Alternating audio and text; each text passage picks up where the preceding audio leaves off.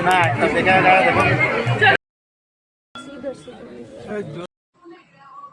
Guys, welcome to my new blog. कैसे हो आप लोग? आई होप स्वस्थ होंगे और मस्त तो होंगे ही। स्वागत है आपका मेरे न्यू ब्लॉग में।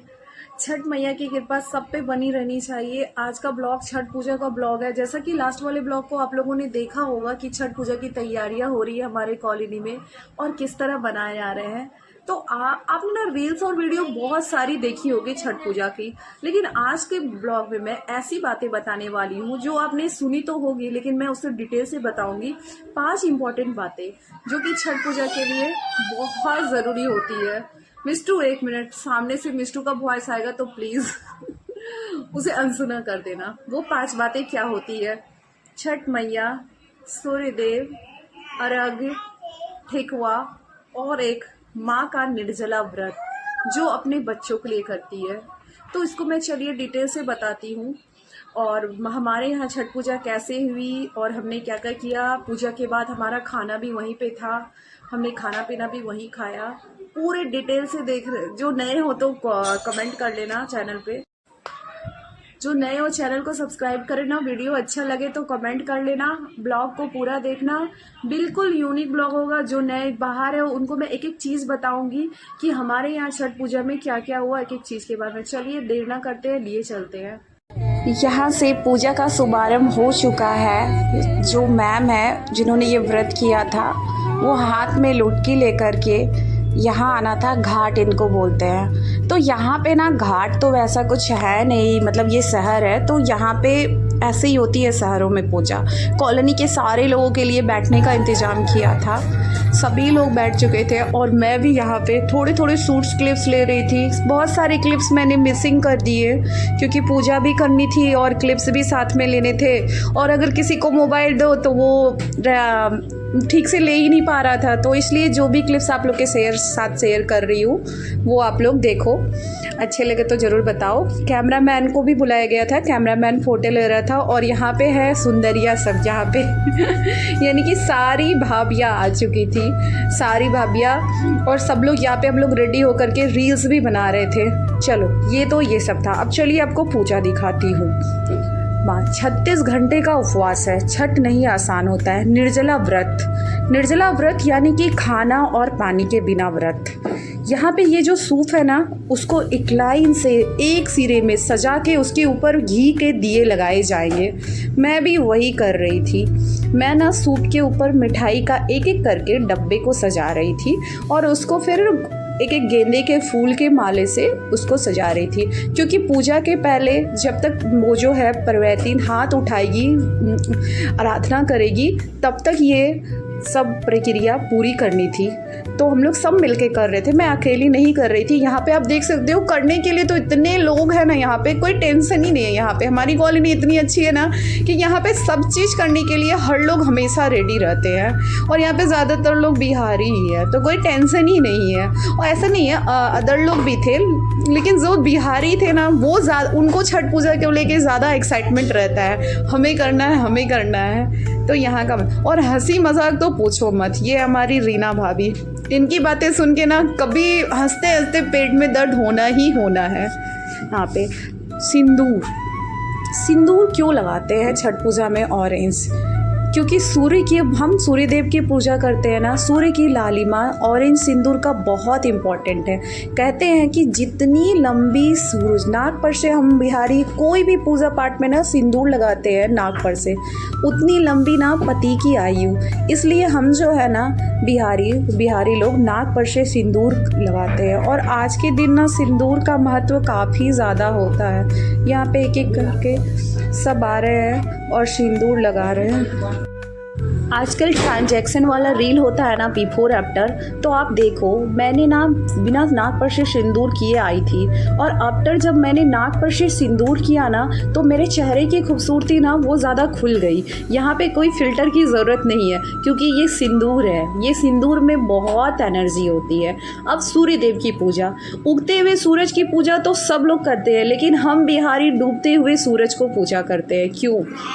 सूरज जो है ना हिंदू धर्म में एक ऐसा देवता है जिसे हम लोग ना प्रत्यक्ष रूप से रोज देखते हैं। रोज सूर्य को देव को जल अर्पित करते हैं। सूर्य देव को जल चढ़ाने से एक पॉजिटिविटी मिलती है। रोग दूर होता है, घर में पॉजिटिव वाइब्स आती है। सूर्य देव की इसलिए पूजा की जाती है। तो यहाँ पूजा की शुरुआत डूबते हुए सूरज यानी कि आज पहला अर्घ है, तो डूबते हुए सूरज की ओर मुंह उसके तरफ करके हाथ उठाया जाएगा। बारी बारी से सभी महिलाएं यहाँ पे सिंदूर लगा रही है।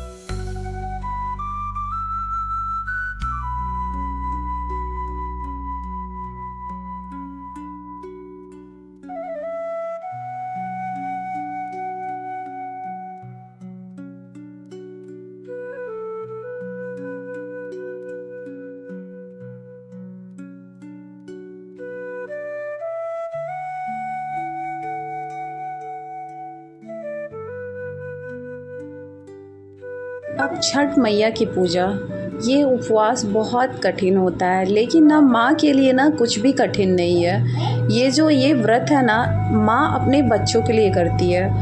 कहते हैं कि जिन्हें अगर बच्चे नहीं हैं उन्हें ये व्रत करने से बच्चों की मतलब पुत्र की या पुत्री की प्राप्ति होती है, और जिनके बच्चे हैं वो अपने बच्चों के स्वस्थ मंगलमय जीवन के लिए माँ व्रत करती है। माँ जो होती है ना, वॉरियर होती है यार, वो कुछ भी कर सकती है। तो ये 36 घंटे का व्रत क्या है।